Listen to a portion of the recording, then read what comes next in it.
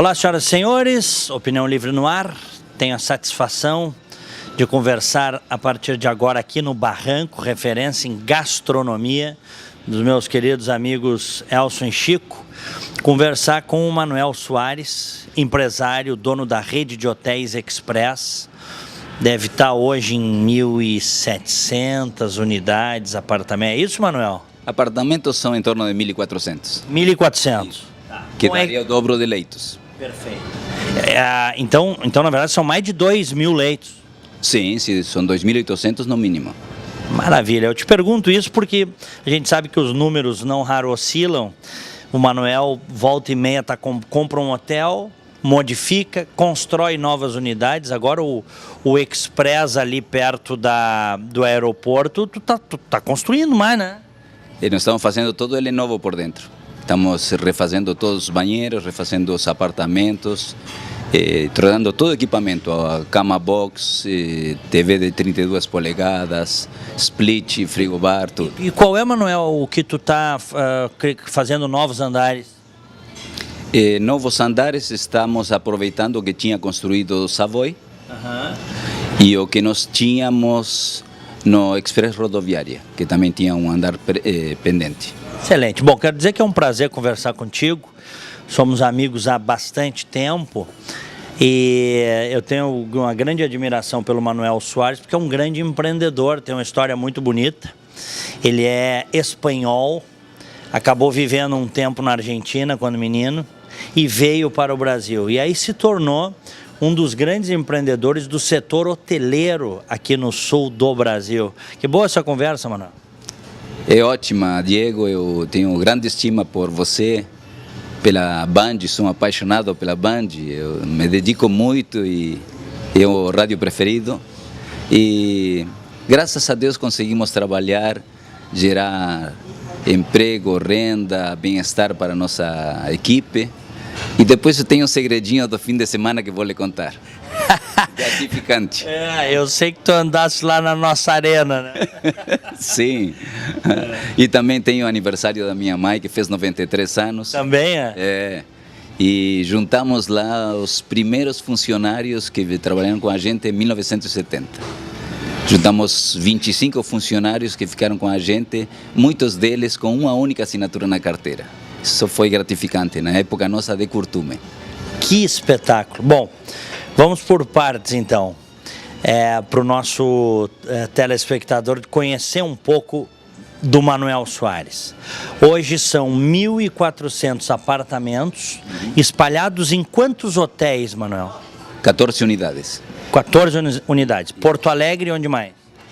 Nós começamos em Novo Hamburgo, fomos a Campo Bom e São Leopoldo, e depois passamos em Canoas e agora estamos muito fortes em Porto Alegre. Então, região metropolitana puxando para o Vale dos Sinos. Limitado a 50 quilômetros. 50 quilômetros. Se me pedem para ver algum outro hotel fora desse roteiro, aí não consigo. Não consigo. Bom, agora o Manuel acabou de inaugurar o Hotel Express Savoy. O Savoy é um hotel tradicional no centro de Porto Alegre, ali na Borges com a Jerônimo. É um hotel tradicional, mas foi comprado por ele. Estava evidentemente com as instalações muito degradadas pelo tempo, completamente modificado, ainda está em obras, né? Mas completamente modificado, renovado, eu diria até turbinado, né? E é uma outra alternativa de hospedagem em Porto Alegre, ali no centro histórico. Me conta como é que começou a tua ligação com a hotelaria. Nós tínhamos um pequeno curtume, a família, meu pai, meu irmão e eu. Junto com a minha mãe, logicamente somos só 2 irmãos, com o pai e a mãe. E o meu pai não queria mais investir só em curtume, ele queria diversificar. Então nós fizemos um edifício de moradia, só que fizemos 10 apartamentos, sobraram 7 para vender, né? E nós queríamos vender, e meu pai, não, que se faz com sacrifício não vende. Eu, mas pai, o que nós vamos fazer? E vimos, estava começando a exportação de sapatos em Novo Hamburgo, e surgiu a ideia para mim, digo, acho que vamos fazer um hotel, aí nós não precisamos vender. A condição era isso, todo o dinheiro do apartamento vendido no edifício residencial ia reinvestido no primeiro hotel de Novo Hamburgo. Um sucesso. Foi um sucesso, é. Nossa, eu recebia bilhetinho no bolso do casaco. Isso é um presente para você. Quando eu abria, era reserva de um apartamento para gente do exterior, dos Estados Unidos, da Inglaterra, outros importadores. Então começou com um apartamento construído com um edifício, melhor dizendo, construído pela família. Sobraram 7 apartamentos que vocês começaram a alugar. Não, começamos a vender com a condição de que o produto da venda fosse investido diretamente e unicamente no hotel. Foi todo o investimento, a sobra dos 7 apartamentos foi o início da construção do hotel. Ah, então vocês fizeram um hotel. Sim, desde zero, desde zero. E aí já nasceu com quantos quartos? 45 início. Hoje está com 60. Tá lá até hoje. Até hoje, remodelado, tudo feito novo. Que ano foi isso? Isso foi 81, o nosso início foi 81. Tu tinhas algum know-how na área de hotelaria ou acabou aprendendo na marra? Não, aprendemos na corrida, pegamos gente competente que tinha experiência, mas a gente sabe fazer gestão de negócios. Então, o importante é prestar um bom serviço, ser muito atencioso, e isso nos levou ao sucesso. A tal ponto que em 81 inauguramos em Novo Hamburgo e em 84 estávamos inaugurando em Campo Bom. Né? Na época do Cláudio Strasburger, do Nestor Schneider, do Phipps. E em 88 inauguramos São Leopoldo. Maravilha. Bom, hoje a questão calçadista diminuiu a força. E, no entanto, a hotelaria continua bem? Continua. Houve um excesso de oferta, por mais hotéis que vieram novos ao mercado, mas isso já se acomodou e hoje está bem equilibrado. Digamos, se nós conseguirmos um equilíbrio na operacional, é o que precisa, esperando melhores momentos. Quanto que precisa de ocupação média um hotel para não ter prejuízo, Manuel? Estamos falando em tese, assim, né? Hotel independente que não tenha grandes custos de operação, 35% ele paga as contas. Paga as contas? Paga as contas. Então quer dizer que um hotel que tem 80% está voando. Com 80% está dando sinais que precisa mais hotéis no mercado. É mesmo? Sim, acima de 65 já. Mas com 35 paga as contas. Isso significa que paga toda a equipe, né? Tem que manter a manutenção, isso é caro. Tudo. Nos 35 até 40% está tudo. Inclusive diluindo mobiliário, equipamento, tudo. Manutenções, está tudo. Bom, como é que... Não é fácil, né? Não, tem que trabalhar, né? Porque você ou trabalha como em Gramado, que trabalha o turismo de lazer, e trabalha sexta, sábado e domingo, ou você trabalha o corporativo, como nós fazemos, que trabalha de segunda a sexta. Então, sempre tem um período que é de muito baixa ocupação. Sim. Tanto para um como para outro. E de muito trabalho, justamente, às vezes, em períodos em que as pessoas descansam. Sim, realmente é isso. A vida segue um outro padrão, né? Não, realmente, apesar de que eu defini desde o início de que a parte de gastronomia eu não ia investir. Eu fiz análise e eu nunca trabalhei em gastronomia e sempre estava acostumado em ficar em casa de meio-dia e de noite. Então eu não via isso, por bom que fosse o negócio, eu queria estar em casa com a família. E essa foi a opção. Então, nossos hotéis normalmente têm o café da manhã. Em situações especiais que tenha necessidade, se faz refeições, mas o importante é o café da manhã. Manuel, como é que foi a história de sair da Espanha? Em que ano foi isso aí? A passagem, ficaram uns anos em Buenos Aires e depois veio para cá. Conta para nós. Meu pai esteve com 6 anos de idade quando perdeu o pai dele. Com a mãe dele esteve em Buenos Aires com um tio dele e teve que voltar porque perdeu um irmãozinho pequeno que tinha ficado na Espanha.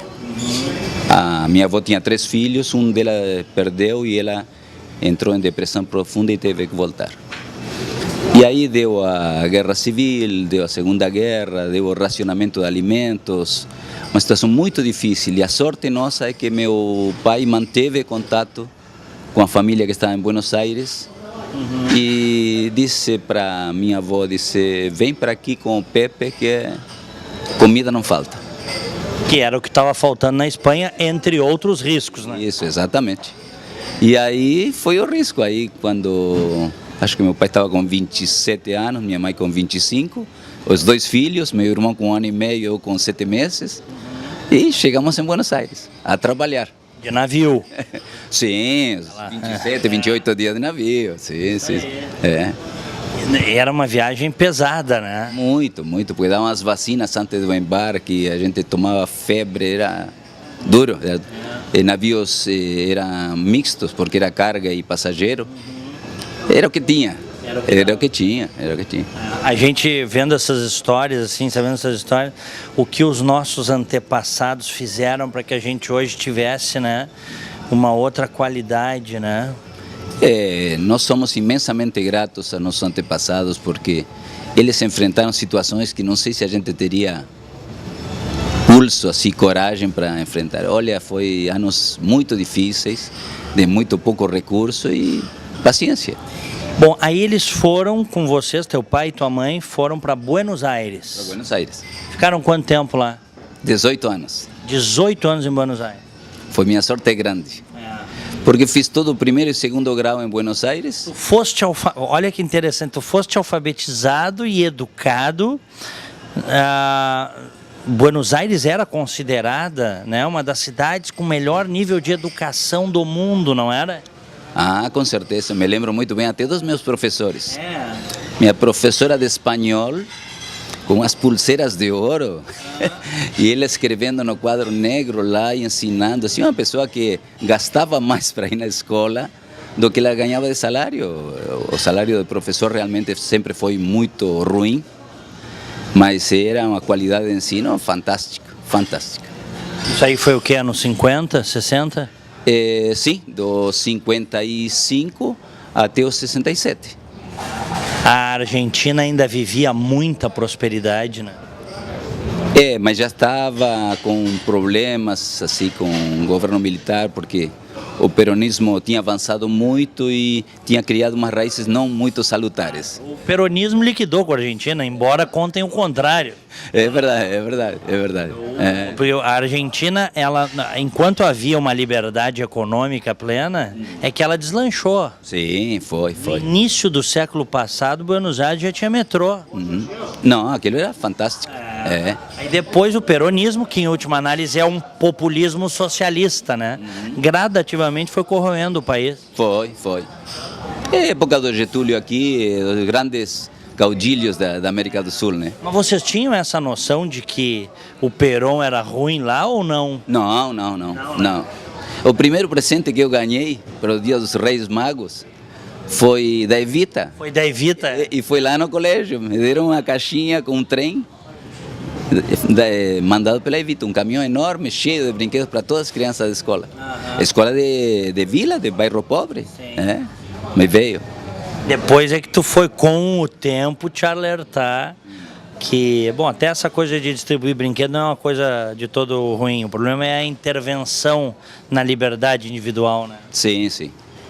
Mas lá tinha uma classe média muito atuante. Muito forte. Muito forte e muito centrada, reivindicando aquilo que realmente era importante para a classe média. Então, isso funcionava. Até que em determinado momento não deu mais. Tu ficou praticamente até os 18 anos, então, em Buenos Aires? 18. Até os 18. E aí teus pais decidiram sair de lá? Não, surgiu uma oferta de emprego aqui em Porto Alegre, tinha um curtume. Para ti? Não, para o pai. Era técnico em curtume de peles, né? A família Jürgel tinha um curtume aqui que exportava muitas peles silvestres para casaco de senhoras para a Europa. E tinha o curtume parado por falta de um técnico. Aí localizaram o pai e ofereceram um serviço. E a dúvida, e eu empurrei o pai. Disse, não, vamos experimentar, vamos lá. Mas por que o Brasil? Eu não sei, é que o Brasil sempre teve uma imagem de um país alegre, um país jovem, um país assim que era muito interessante. Bom, o Brasil era outro também, né? Sim. Não tinha essa violência que tem hoje. Não, e ao mesmo tempo, quem vem de Buenos Aires para aqui, naquela época, Buenos Aires estava muito bem, não tinha por que sair de Buenos Aires. Tal é assim que nós sofremos quando nós chegamos a Novo Hamburgo, porque dizem, mas o que está fazendo esses castelhanos aí? Se lá está muito melhor do que aqui, o que eles vêm fazer, né? Deve ser falcatrua. Eu imagino. Mas a gente... Meu pai era um espanhol linha dura, assim, muito honesto, né? E disse, não pede nada para ninguém, trabalha bastante, mostra que tu é um trabalhador que confia no teu trabalho e na tua seriedade. E assim foi, meu irmão e eu trabalhando junto com ele, das 6 da manhã às 9 da noite, tranquilos. Foi muito bem. Teu pai não vive mais. Não, perdemos ele no ano 90, muito jovem, com 66 anos. Jovem, hein? Muito jovem. O que ele teve, mano? Coração. É genético. Bom, mas ele deixou para vocês um legado, né? Ele deixou tudo, né? Porque deixar o ensinamento é tudo. Então, eu tento com os meus filhos deixar os meus ensinamentos. Honestidade, seriedade, muito trabalho e criatividade. Tem que se diferenciar pela inteligência, pela criatividade. Não astúcia. Tem que ser criativo e honesto. E aí dá para ir longe. Ah, dá. Isso não tem limite. A gente trabalha em qualquer lugar, não tem medo de trabalhar em qualquer lugar. Qual foi a maior dificuldade que tu enfrentaste como empreendedor? Hoje um empreendedor evidentemente de sucesso na área hoteleira, vamos lembrar que está ligando a TV agora, 1.400 quartos nesse momento tem a Rede Express. Olha, tive... A primeira grande dificuldade que me chateou bastante foi essa situação de crédito. Quem vinha da Argentina ou do Uruguai para aqui, para essa região de Porto Alegre, o Rio Grande do Sul, quem vinha era que tinha problema lá, vinha correndo de lá. Então você tinha faturamento e era produto sazonal, nós trabalhamos com peles de ovelha, que é produto de extremo inverno. Então você estocava, então o capital de giro era enorme, nós não tínhamos capital de giro. Então você ia no banco e ia querer descontar, e não, deixa ali, vamos ver, e disse, esse castelhano ali. Enrolavam vocês. Eu usava cabelo comprido e barba, naquela época, né? Eu me lembro que no final de ano íamos para Buenos Aires para passear. Eu caminhava uma quadra, já vinha um brigadiano lá e disse, me dá teu documento. Por que esse cabelo aqui? Por que essa barba? Eu não, eu vim de passeio aqui, não tenho nada a ver. Disse, mas o que tu faz? Eu não, eu trabalho no Brasil, tenho costume no Brasil. Te cuida, hein? As coisas mudaram, né? Mudaram. Foi ótimo. Bom, o mais recente foi agora o Savoy, então. Hotel Express Savoy. O Savoy. Ali na Borges. Exatamente. Quantos quartos ali? Mais de 80, né? Isso, quando concluído o mobiliário, vai a 117 apartamentos. Tudo novo, Manuel. Tudo. Até as paredes, em algumas situações, é nova. Encanamento, elétrico. Elétrico, hidráulico, reboco, tudo, no gesso, tudo. O Savoy marcou história, foi um hotel muito conceituado, né? Mais de 50 anos de trabalho, né? Na mão da família Peinado, do Paco e das suas meninas, da Maria Teresa e Maria Viviana.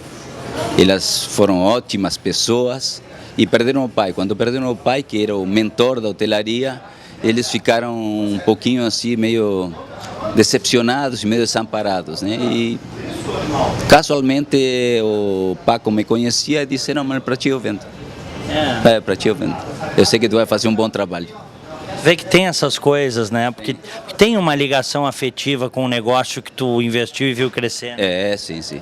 Não, até nós nos encontramos com muita frequência, mostro para ele todas as reformas que nós fizemos, ele fica maravilhado. Pois realmente ficou bonito. Tem um investimento pesado ali, vale a pena. Falando de muito dinheiro ali. Sim, o que é necessário. Eu não gasto muito dinheiro porque nos hotéis express você tem que ter um preço competitivo. Não dá? Você tem que fazer um trabalho bonito, muito atrativo, com pouco investimento. Esse é o segredo. O teu pouco investimento são milhões, né, Manuel? Para poder deixar um hotel, você tem que comprar o hotel e tem que fazer tudo novo, né? Não, realmente, isso, mas eu vou dentro do meu fluxo de caixa, tranquilo, vou fazendo. Eu já não tenho mais idade para empréstimo bancário. Endividamento baixo. Nada. Nada, zero? Zero. Empresa 100% saudável. Sim. Eu não quero. Não tenho mais paciência para ter dívida aí. Eu quero dormir. Essas coisas têm a ver com a cultura.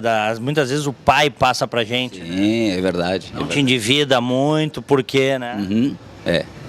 Só dá o passo conforme tu consigas andar, né? Manuel Soares, como é que tu tá vendo a situação do Brasil na atualidade? Olha, com tristeza, porque o Brasil me ofereceu tudo, digamos assim. Me ofereceu oportunidades que eu aproveitei muito bem, me ofereceu um nível de vida muito satisfatório, conquistei muitos amigos fiéis de sempre e eu não queria ver isso aqui. Se me deixam escolher, eu digo, não queria ver isso. Eu acho que o Brasil não merece isso. Essa degradação, né? É, porque isso não funciona. E se nós vamos para Novo Hamburgo, para Hamburgo Velho, você vai ver que na época da colônia alemã, aquilo funcionava entre as famílias, se faziam empresas, não se visava tanto o lucro e a obra social era muito interessante, a preocupação do empresário com o seu funcionário, né? Que eu vi nesse fim de semana no aniversário da minha mãe. Essas 30 pessoas, muitas delas, eu oportunizei a comprar o seu terreno, a fazer a sua casa e hoje estão aposentados, felizes, gente que trabalhou com nós já há mais de 40 anos. Então, isso gratifica. Olha... Muito gratificante. Muito, muito, muito. Passei horas conversando com eles, marcamos que vamos nos encontrar novamente e é muito importante. Eles te ajudaram a construir a rede, né? Foram eles. E a mesma coisa acontece com os hotéis. Eu tenho gerentes, supervisores e equipe de profissionais que são os que fazem o dia a dia da hotelaria. Eu posso dizer que os hotéis estão na mão deles. Então, por isso, tenho uma preocupação muito grande que eles se desenvolvam, que eles tenham um padrão de vida bom, que tenham famílias sólidas. E isso que é muito importante para mim. Legal, e aprendem também, né? Muitos provavelmente tu treinaste, né? Tu ensinaste tudo, né? Sim, mas eles são criativos, porque como eu dou liberdade, eu dou autonomia e responsabilidade. Então eles se preocupam muito em fazer o melhor. E fazendo o melhor, conhecendo o que eu gostaria de fazer, eles fazem igual. Isso parece uma cabeça só. Que maravilha. E hoje tu estás também na vice-presidência da FEComércio. Estou atendendo o setor de turismo. Então, toda a parte de turismo e hotelaria dentro da FEComércio, mas voltado para o terceiro setor, que seria o setor de serviços, comércio de bens, serviços e turismo. Já faz uns bons anos que tu está lá, né? Sim, desde o ano 2000. Mas é muito gratificante. Isso é uma entrega, né, para o setor, né? É muito, muito importante e agora em 2019, nós na sede nova, já com melhores instalações, vamos criar serviços muito completos para todo o setor terciário. Muito bem. Manuel Soares, diretor-presidente da rede de hotéis Express, obrigado pela entrevista. Muito obrigado, Diego, obrigado a Band pela oportunidade. E tanto os meus hotéis como o Sindicato de Hotelaria e como a FEComércio estão sempre à sua disposição para esclarecimentos e para troca de ideias. Muito obrigado. Ser juntos. Muito obrigado. O Manuel está comigo lá na Bandeirantes desde que eu fui para aquele espaço das 2 da tarde. Nem era Rádio Livre, era Ciranda da Cidade. Ciranda da Cidade, exatamente.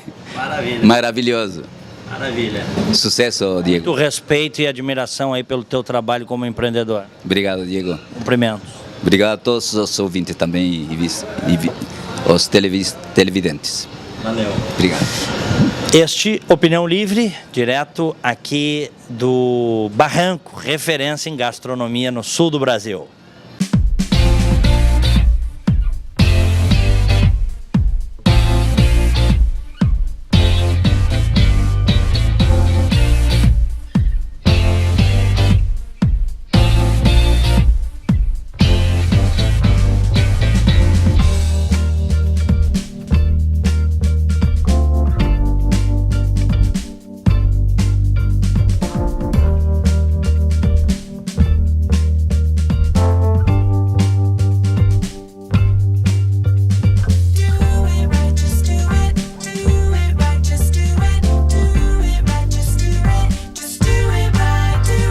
Sistema FEComércio RS apresenta a energia que circula, o clima que vira. a força que rola, o aperto que passa, a ideia que troca, a gente que toca, o desejo que anda, o tanto que gera, a vida que gira. Sistema Fê Comércio RS. Com você, a gente faz a economia girar. Com você, a gente faz a vida se movimentar. Todo dia é um novo desafio. Acordar cedo, trabalhar até tarde, não fechar ao meio-dia. Feriado não é descanso, é oportunidade. Pedido após pedido, venda após venda, a gente sabe como você se sente. Melhor que isso, a gente trabalha para você se sentir mais seguro, mais preparado, mais forte. E para isso estamos sempre prontos para representar o varejo. Precisa de ajuda a qualquer hora? A gente dá uma força. De ajuda para agilizar a papelada? A gente dá uma força. Precisa crescer? Já sabe, a gente dá uma força para você, para sua loja, para o seu futuro. Que a gente faz o varejo mais forte. Cindy Lojas Porto Alegre, 80 anos. A vida é assim. Chove, faz frio, acaba a luz. A vida é assim. Chove, faz frio. E quando você menos espera, acaba a luz. A vida é muito melhor quando você está bem acompanhado. E é isso que inspira a Unimed a estar sempre do seu lado, cuidando de tudo para que cada um dos seus planos comece a ser realizado hoje mesmo. Cuidar de você. Esse é o plano. Unimed. Ser gaúcho é preservar as tradições, é valorizar a educação e acreditar que um futuro melhor nasce nas páginas de um livro. É nossa tradição trabalhar duro. Temos orgulho do suor que escorre do rosto. Ele reconforta a alma e sedimenta uma vida digna. É nossa tradição valorizar o passado para desenvolver o futuro. CMPC Celulose Rio Grandense. Desenvolvimento é a nossa tradição.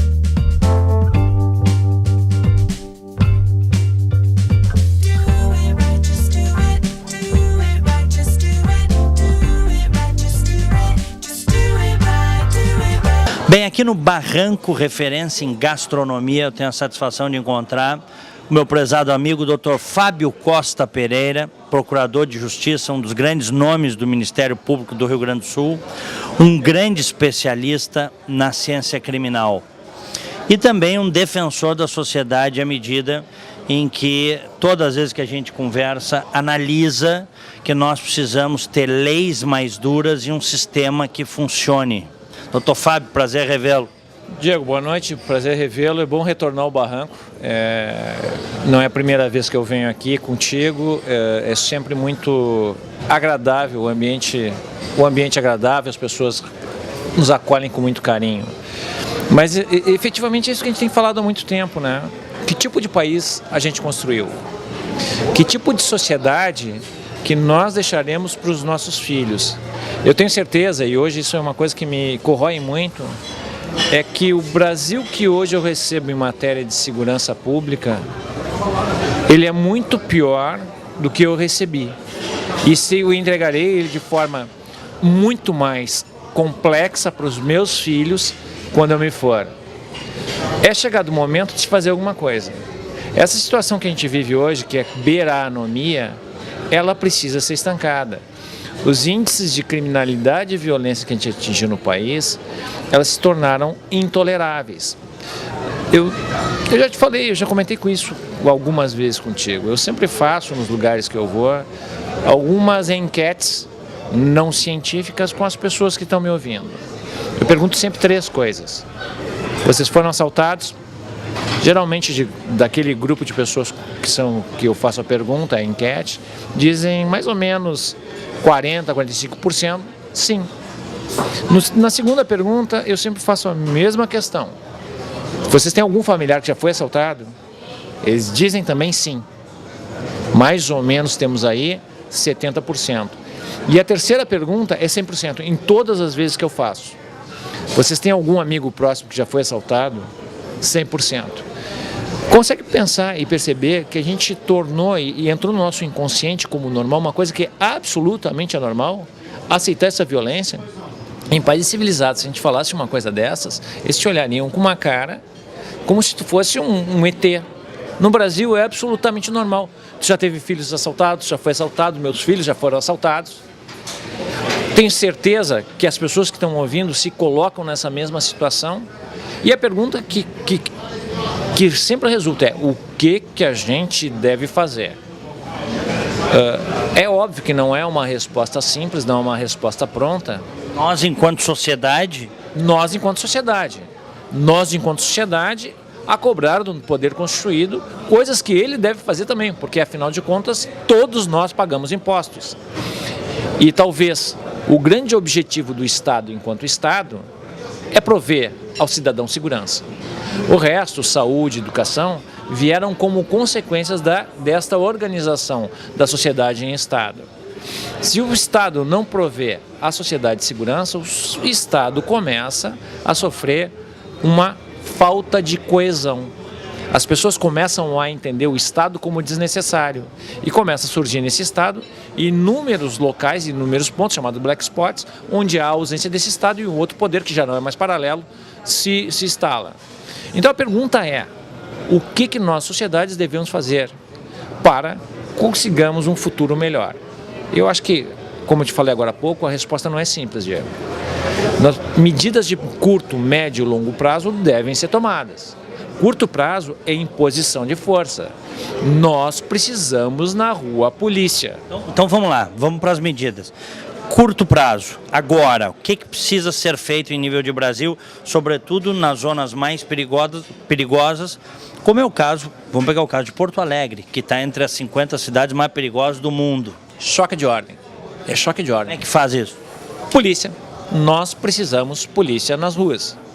Nós precisamos um sistema de investigação que dê conta daqueles crimes que foram praticados. Nós precisamos da prevenção. Se a prevenção falhar, nós precisamos da investigação. E essa investigação, ela precisa ser uma investigação que subsidie de tal forma que possibilite um processo penal. Que essa pessoa que cometeu o crime contra a sociedade seja processada e processada punida. E punida, presa fique. Basicamente é isso, Diego. Então, curto prazo tem que mudar a legislação também. Isso é curto prazo? Curto prazo, a mudança de legislação é de curto a médio prazo, mas a mudança de legislação é só uma das faces dessa equação sinistra. Não basta mudar a legislação, nós temos que acabar com o ativismo na área jurisdicional. E mesmo todos os operadores do direito, vamos lá, coisas que me preocupam profundamente: a existência da lei e a existência daquilo que eu acho como lei. E aquilo que eu acho como lei se sobrepor àquilo que a lei é.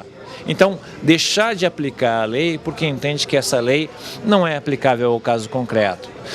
Consegue perceber? Ativismo judicial. Ativismo, mas não dá para resumir ativismo judicial. Porque há ativismo judicial, mas há ativismo em todas as áreas do direito. Este ativismo, ele tem consequências, ideias têm consequências. E essas consequências do mundo concreto, então é o que a gente está vendo, é gente morrendo nas ruas. Quando um país chega a 60 mil mortes ao ano, 60 mil homicídios ao ano, isso não é fruto do acaso. Isso é uma sequência de coisas erradas que foram sendo construídas. Que tipo de sociedade se construiu que de 2011 a 2015 nós produzimos mais mortes, mais homicídios que em toda a Síria em sua guerra? Que tipo de sociedade a gente construiu se de 2013 a 2014, nesses 2 anos, todos os 5 maiores grupos terroristas do mundo não conseguiram matar tanto quanto os homicidas brasileiros somente no ano de 2014. Isso quer dizer que nós estamos numa sociedade doente. E essa sociedade doente, ela precisa de duas coisas: ou a cura, ou ela falece. Eu sei que pode parecer um pouco alarmista, mas me parece que a gente está num momento de inflexão no país, em que ou vai ou racha. Esses níveis de violência que a gente atingiu, Diego, eles se tornaram insuportáveis. Eu continuo dizendo, nós não podemos aceitar e achar normal aquilo que não é normal. Não é normal a gente sair de casa todos os dias achando que não vai votar, achando que sair é obrigação e voltar é efeito da pura sorte. Eu estou aqui, tu estás aqui, mas tu está preocupado com teus filhos em casa. Será que eles já chegaram? Será que eles foram assaltados? Será que nenhum tarado resolveu tirar a vida deles por pouca coisa? Entende? E eu tenho certeza que é a mesma sensação que invade as pessoas que estão do outro lado da tela. Todos nós sofremos e padecemos de um problema em comum: insegurança pública.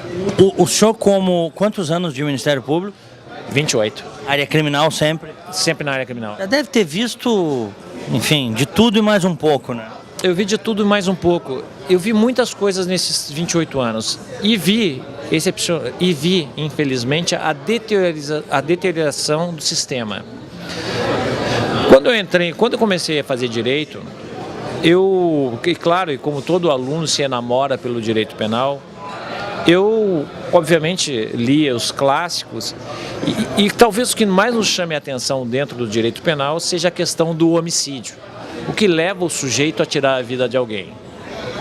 E eu costumo brincar que eu sou tão velho na área do direito, tão velho no Ministério Público, que na época que eu comecei a estudar, o homicídio era um crime passional. Aquela pessoa que tinha uma paixão mal resolvida, resolvia de forma concreta. Era isso? Era isso. Só que nos últimos 10, 15 anos, o homicídio deixou de ser um crime passional. O homicídio virou aquilo que a gente chama de um crime flex. Ele virou um crime de natureza econômica. É a resolução dos problemas com a concorrência de outro modo. É a criminalidade se assumindo o homicídio como forma de solucionar o problema com os seus concorrentes, com os seus devedores, com os seus fornecedores. Ou com uma vítima que reage. Ou com uma vítima que reage, o homicídio se tornou banal. Uma vida humana no Brasil se tornou absolutamente sem valor. Se mata por qualquer coisa, por um tênis, por um celular, por o pensamento que a vítima reagiu. E isso é algo que, a mim, e a qualquer pessoa que tenha um pouco de senso de civilidade, avilta. Bom, doutor Fábio Costa Pereira, então, imediatamente, muita polícia na rua, do curto prazo para o médio prazo, mudança em legislação, e longo prazo? Longo prazo, se o professor Berger estivesse aqui, ele diria a mesma coisa. Investimento pesado em educação. Pesado? Pesado. Mas aí a gente pergunta, que educação? Porque toda pessoa que quer parecer um pouco intelectual nessa área diz assim, não, nós precisamos investir em educação. Como se a educação em si, ela fosse suficiente para suprimir todos os males da sociedade. A educação que eu falo, ela vem envolvida com a questão da cultura, que é muito mais que educação, que é mudança de paradigmas. É a valorização de alguns pilares básicos, por exemplo, como a família, como a moral, como a lei, como a verdade. E a educação que eu falo é aquela educação básica, em que a gente vai fazer a atenção dessa criança do seu 0 até os seus 6 anos. Nós precisamos investir pesadamente na pré-escola. Nós precisamos investir pesadamente na atenção da gestante. Porque para que essa criança tenha condições já de ser o nascedouro de uma estrutura que se chama da formação do capital humano. É claro que o investimento no ensino básico é extremamente importante, no ensino de segundo grau é extremamente importante, mas em especial na formação dessa criança para que ela, quando chegar no ensino básico ou chegar no ensino de segundo grau, ela tenha a capacidade de absorver todos os conteúdos de uma forma muito mais ampla. Então, primeiro momento é choque de ordem. Segundo momento, modificação de alguns fatores como a lei penal. E num terceiro momento extremamente importante, o investimento pesado em educação e investimento pesado em cultura. Nós precisamos revalorar o país, Diego. Nós precisamos que esses pilares que sustentam a sociedade ocidental, que é a nossa moral, que é nosso senso de dever, que é a lei, que é a verdade, sejam valorizados como elementos fundamentais de crescimento de uma sociedade. É aquilo que os norte-americanos fazem, que é aquilo que os norte-americanos têm muito presentes. É a cultura do faça a coisa certa. Bom, mas nós não começamos a fazer nem as medidas de curto prazo ainda, né? Não começamos a fazer. Vê o seguinte, de 3 em 3 dias no Rio de Janeiro morre um policial. Morre não. Vamos lá, vamos botar o termo. É morto por conta da criminalidade um policial. No Brasil, um policial tem a chance, o dobro da população normal, de ser morto. Quando um policial morre, eu te pergunto, há comiseração? O presidente da República recebe a família, como acontece nos Estados Unidos, o governador chama a família e participa do enterro, o prefeito vai no enterro, as autoridades mostram a importância dessa morte. Se nós não valorizamos aquele que nos dá segurança, se nós não dissemos para essa pessoa e esses que operam na linha de frente da sociedade que eles são importantes, como é que eu vou dizer que nós começamos o primeiro choque de ordem? O primeiro choque de todos é valorizar aquele que te protege. Isso não acontece. Isso se dá através do respeito da sociedade, isso se dá através do respeito da autoridade, isso se dá através do pagamento digno. E aí eu te pergunto, esses três vetores são respeitados no país? Nada disso. Então, inclusive com setores da mídia cujo esporte predileto é criticar as autoridades. Aliás, Diego, eu gostaria de fazer uma especial saudação, porque ontem, dia 21 de abril, no sábado, foi o Dia Nacional dos Policiais Civis e Militares. Então gostaria de fazer uma especial saudação a esses guerreiros que são a linha de frente da sociedade contra a criminalidade. Acho que o teu espaço, o teu programa é um lugar ideal para fazer isso. Muito bem, me associo. Doutor Fábio Costa Pereira, como é que o Brasil desandou tanto a maionese assim? Porque eu lembro até ali, eu fiz a minha faculdade à noite, trabalhava de dia, fiz a faculdade à noite, me formei em 93, fiz toda a faculdade de ônibus, pegando ônibus em Porto Alegre, pegava 2 ônibus.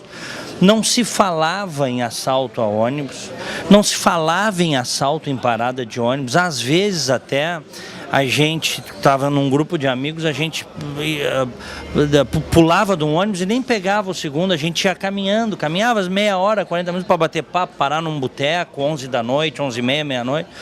Hoje em dia isso é impossível de fazer, e eu estou falando que isso faz 20 e poucos anos.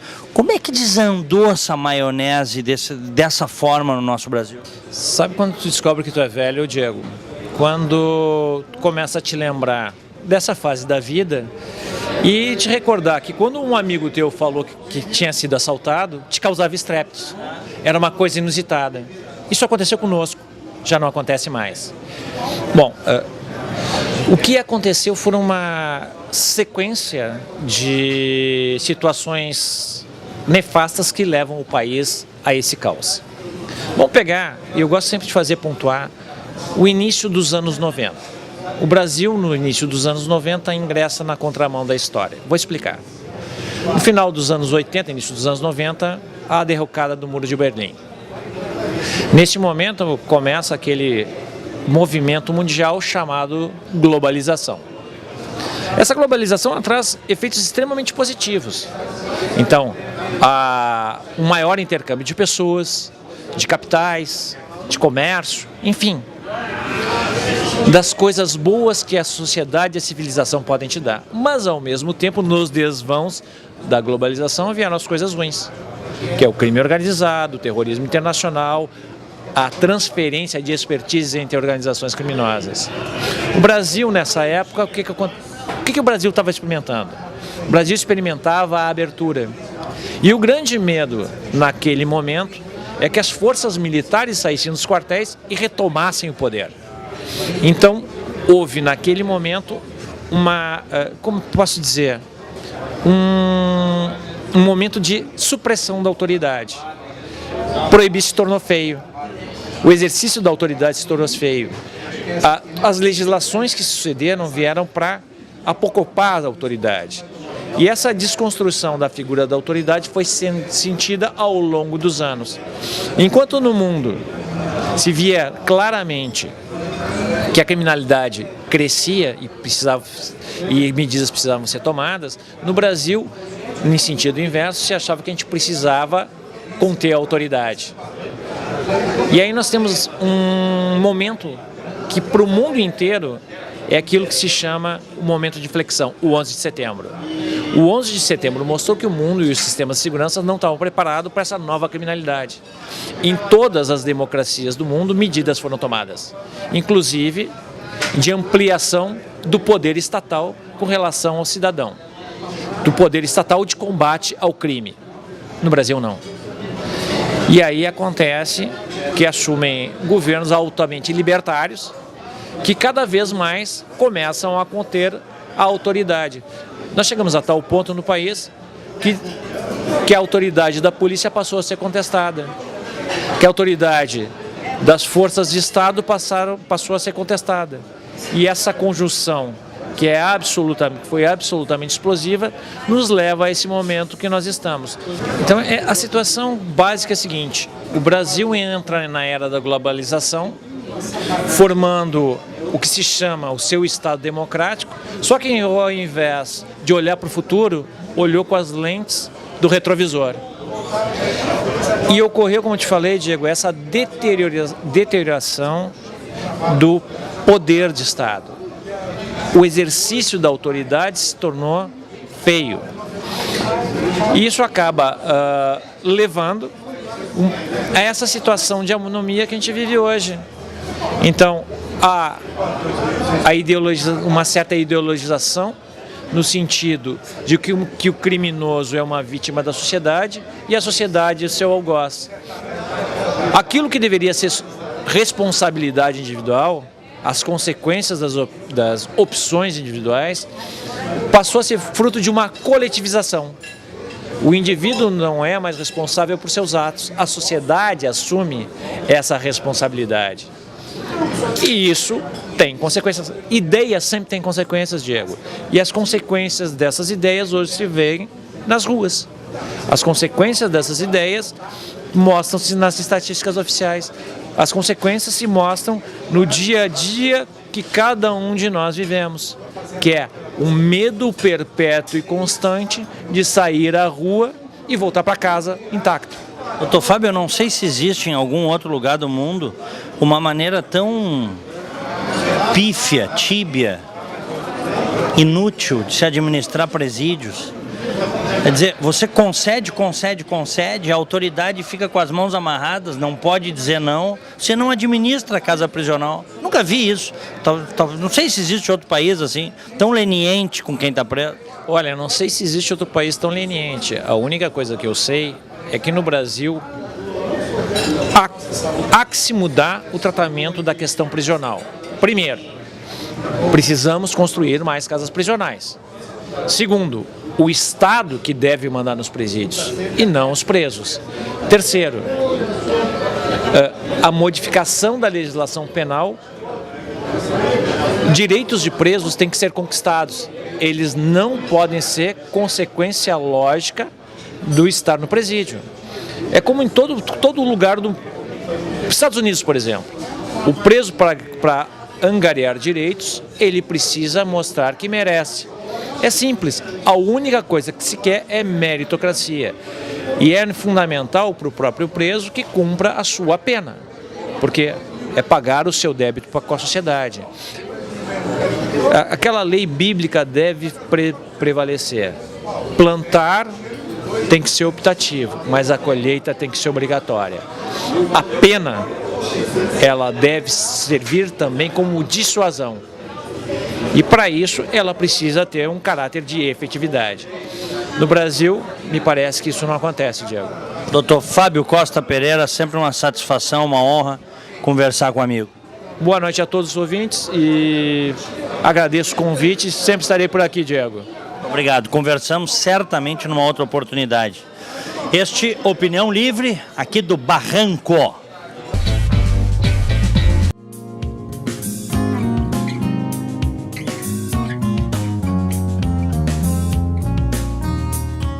Eu sou Suzana Carvalho, da REC Lab, Conectando Informações, e hoje eu estou aqui no Café com Lojistas para falar um pouquinho sobre consumidores, né? Hoje a gente vai fazer uma reflexão sobre a alma do novo consumidor, né? O consumidor mudou, o mundo mudou, o consumidor mudou e as empresas, as marcas, os lojistas, o varejo em geral também precisa se conectar com isso, saber assim, quem é esse consumidor, o que eu posso fazer para chegar mais perto dele, realmente conquistar, fidelizar para que ele possa comprar da minha marca, comprar na minha loja, enfim, para que eu consiga me chegar bem pertinho dele e realmente fazer com que ele seja o meu consumidor e poder trabalhar com essa ideia de que cada vez mais os consumidores precisam de uma relação autêntica com as suas marcas, uma relação genuína, porque passou, né? O início era a razão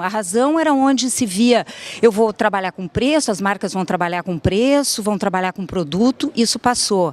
Aí veio a emoção, bom, vamos então conquistar o consumidor através da emoção, mas isso também passou, né? Porque a emoção também daqui a pouco é fugaz, ela passa, começa a se desconfiar. Bom, então que tanta apelo de emoção vem para o consumidor. Então, hoje a coisa tem que ser mais profunda, né? A gente precisa pensar, bom, como chegar mais perto, como chegar na alma do consumidor, que é onde então de fato vai haver essa conexão entre as marcas, entre as empresas e o consumidor.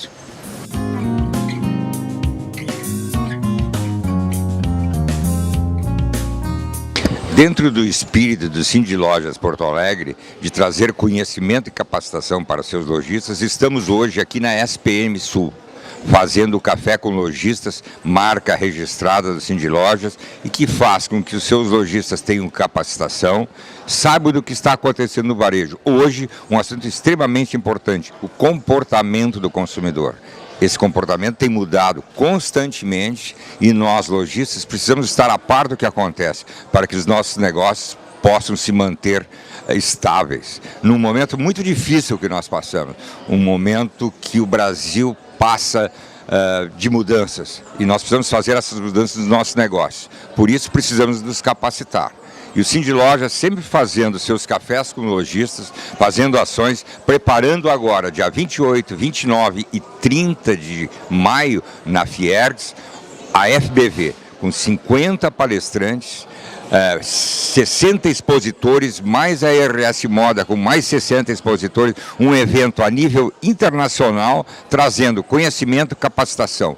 Quem não fez a sua inscrição, por favor, a faça. Entre em contato com o Cindy Lojas no 302500, colha suas informações e se capacite. Porque quem não tiver capacitado não estará presente no comércio no futuro. É muito importante que nós saibamos disso. Capacite-se, vá atrás, busque, veja o que a internet está fazendo, veja o que as pessoas e as outras empresas estão fazendo para se capacitar, e é isso que o Cindy Lojas procura oferecer para vocês.